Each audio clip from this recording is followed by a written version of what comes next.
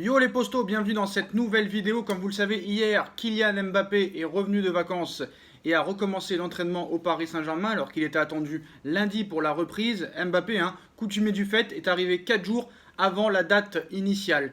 Et dès son arrivée, on lui a proposé une nouvelle offre de prolongation de contrat et très importante, pas des moindres. D'après Nicolo Scilla, journaliste italien spécialiste en mercato, le Paris Saint-Germain lui a offert un contrat jusqu'en 2026 avec un salaire annuel brut de 32 millions d'euros par an. C'est-à-dire qu'il serait payé plus que Neymar.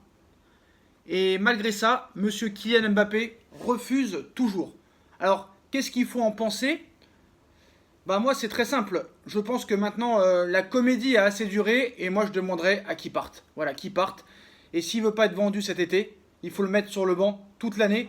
Peu importe son statut, quoi qu'il en soit, c'est un manque de respect. Et peu importe qu'il soit bon, pas bon, que ce soit un phénomène, le génie français, peu importe, il faut montrer maintenant qu'on a des couilles. Donc les dernières infos de Marca et de l'équipe, les Postos, vont dans le même sens. Déjà, premièrement, cette offre, apparemment, il va la refuser. Quoi qu'il en soit, il a pris sa décision. Il veut quitter le Paris Saint-Germain la saison prochaine, libre de tout contrat. Voilà. Donc monsieur voulait un salaire aussi élevé que celui de Neymar, c'est toujours pas bon. Il voulait un projet sportif et un très gros mercato, c'est toujours pas bon. Donc où on en est réellement dans ce dossier? Donc selon Marca, Kylian Mbappé ne veut toujours pas prolonger avec le Paris Saint-Germain et va refuser la nouvelle offre qui lui a été proposée il y a maintenant quelques heures de ça. Le PSG va faire une nouvelle offre, peut-être dans les jours à venir. Paris se mettrait comme deadline le 1er août, juste avant le match de Trophée des Champions contre le champion de France en titre, Lille. Mais bon, ce dossier est vraiment très compliqué. Moi, je pense que c'est très simple. En plus de ça, selon l'équipe, Mbappé ne comprendrait pas l'arrivée de Sergio Ramos au Paris Saint-Germain. Le recrutement d'un joueur dans ce secteur-là n'était pas forcément nécessaire selon lui. Alors, à voir aussi si cette info est vraie. Mais si c'est vrai, il commence vraiment à me gonfler, lui. Qu'est-ce que ça peut te foutre qu'on recrute un défenseur central? On ne recrute pas à ton poste là, à moins que tu sois énervé pour ton posto Presnel Kipembe. Là, je peux le comprendre. Mais mêle-toi de tes fesses, mon frère. Il y a un moment donné, stop. Qu'est-ce que tu veux? Tu veux pas aussi être président à la place du président? Tu veux pas être calife à la place du calife? Pour qui se prend ce mec? Il a pris un melon et une pastèque énorme. Alors, je ne veux pas défendre les anti-Mbappé, je ne veux pas défendre Véronique Rabiot, je ne veux pas défendre certains journalistes qui sont anti-Mbappé, mais à un moment donné, le gars, tu ne peux plus le défendre. Peu importe son rendement et sa qualité sur le terrain. Et à un moment donné, le gars, il n'y a plus aucun respect. Paris lui offre un pont d'or financièrement, un contrat exceptionnel, une équipe exceptionnelle. Parce que moi, je peux vous le dire, les postos, il y a de très grandes chances que Paul Pogba signe au Paris Saint-Germain avant la fin du mercato. Parce que, franchement, on avait vu pendant l'Euro, juste avant le premier match, Kingsley Coman, ancien parisien, Presnel Kipembe, actuellement parisien, jouer avec la presse. Paul Pogba est arrivé un petit peu en sous-marin, en loose day. On lui dit, alors, t'as appelé Nasser, il y a des rumeurs, c'est bientôt le mercato, PSG, pas PSG. Le mec, il botte en touche, excusez-moi, il botte en touche. On a vu hier Wijnaldum draguer complètement Paul Pogba en disant « Il est incroyable, j'ai joué plusieurs fois contre lui et quel joueur fabuleux ». Si vous demandez à n'importe quel joueur d'une autre équipe s'il aimerait que Paul Pogba la rejoigne, tout le monde vous dira oui, car c'est un joueur extraordinaire. Alors qu'à Wijnaldum, on ne lui a même pas posé la question. C'est lui qui drague complètement Paul Pogba. Et une info aussi, les postos sur Paul Pogba, vous savez très bien que c'est la priorité du Paris Saint-Germain au milieu de terrain, malgré un milieu de terrain très fourni, mais il faudra d'abord les départs d'Ander Herrera, Rafinha et peut-être un autre joueur. Aujourd'hui, Paul Pogba aurait rejeté une offre de prolongation très intéressante de la part de Manchester City et se dirigerait vers un départ cet été. Il a pris sa décision. Cette offre que lui donnait Manchester United était pourtant intéressante, 350 000 euros par semaine. Le PSG est prêt à débourser 50 millions d'euros pour s'attacher ses services. Les Red Devils veulent environ minimum 58 millions d'euros pour laisser partir Paul Pogba. Donc là, c'est très simple. Si Paul Pogba refuse une offre de prolongation de 4 ans de la part de Manchester United et d'un salaire de 350 000 euros par semaine de la part des dirigeants d'Old Trafford, c'est qu'il a bien pris sa décision de partir. Et Manchester United, malheureusement, c'est comme le Real Madrid. Et c'est pas comme le Paris Saint-Germain. Tu veux partir, tu pars. et à 1 an de la fin de contrat, tu le laisses pas partir libre. Et nous, c'est l'erreur qu'on va faire. Voilà, regardez ce qui s'est passé avec Ronaldo au Real. Tu veux partir, tu pars. Ramos, tu veux partir, tu pars. Varane, tu veux partir, tu pars. Et on vend. Pareil pour Manchester United, pareil pour le Bayern de Munich.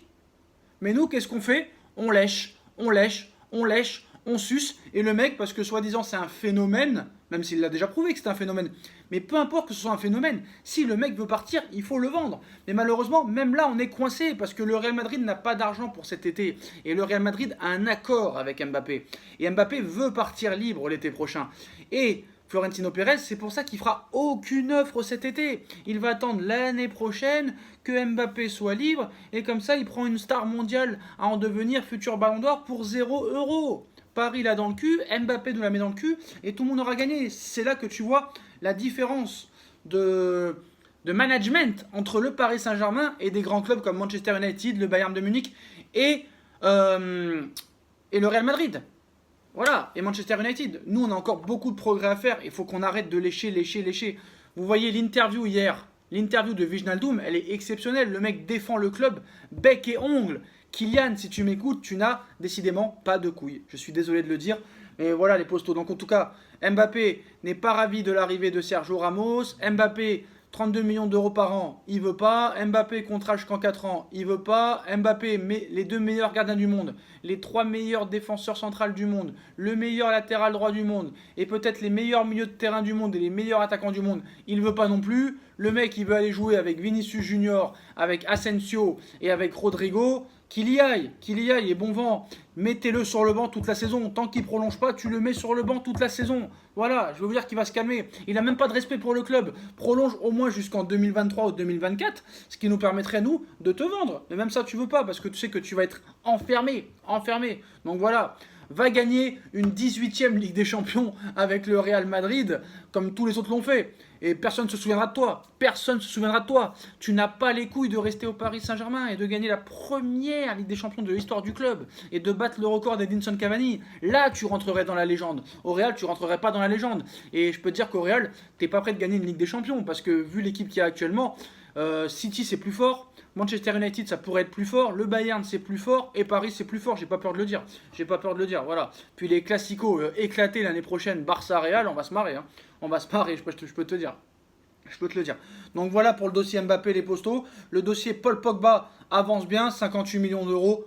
28 ans pour Paul Pogba, j'ai envie de te dire oui. Il faut trouver maintenant des liquidités en se débarrassant des indésirables au milieu de terrain. En ce qui concerne maintenant les transferts à l'étranger, les postos, alors là, du côté de Manchester City, ça va aussi sortir le chéquier pour Harry Kane. Et Harry Kane pourrait devenir le deuxième plus gros transfert de l'histoire du football, juste derrière Neymar. Apparemment, Tottenham vient de blinder Heung-min Son, qui vient de prolonger jusqu'en 2026. Par contre, Levy, apparemment, est pour une vente de Harry Kane et Manchester City va proposer 188 millions d'euros pour Harry Kane et Tottenham va dire oui.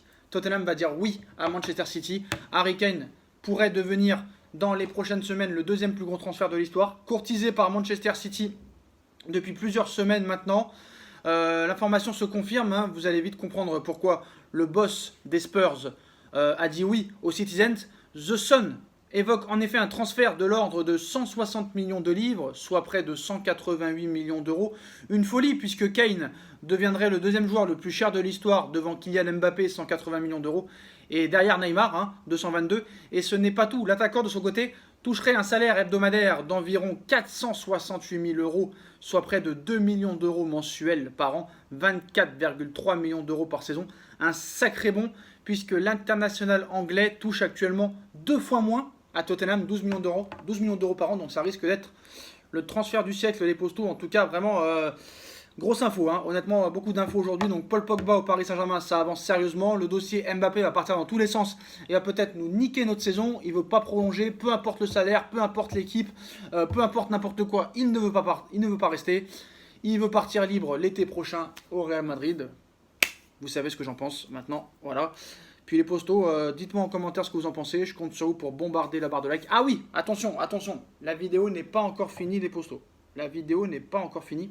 Chelsea, écoutez bien, serait à fond sur Presnel Kimpembe.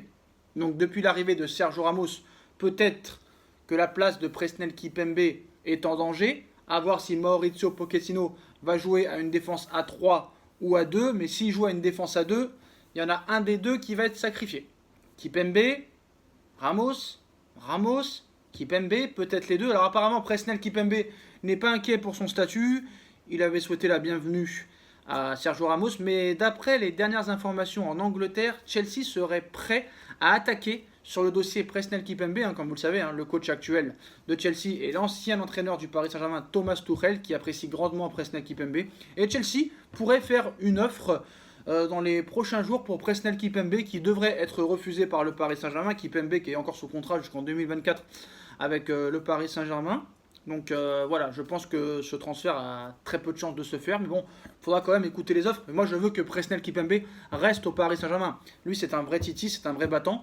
C'est vrai qu'il doit progresser encore. C'est vrai que peut-être il peut être énervé pour sa place. Mais voilà, j'ai envie de vous dire que vous avez vu les premières stats depuis l'arrivée de Sergio Ramos, depuis Neymar et Mbappé, même pas, depuis Di Maria, excusez-moi. Depuis Di Maria, on n'a jamais vu autant de ventes d'un maillot de foot. C'est quand même incroyable. Derrière Neymar et Mbappé, bien sûr. Les ventes de maillots ont explosé depuis l'arrivée de Sergio Ramos il y a plus de 2 semaines maintenant.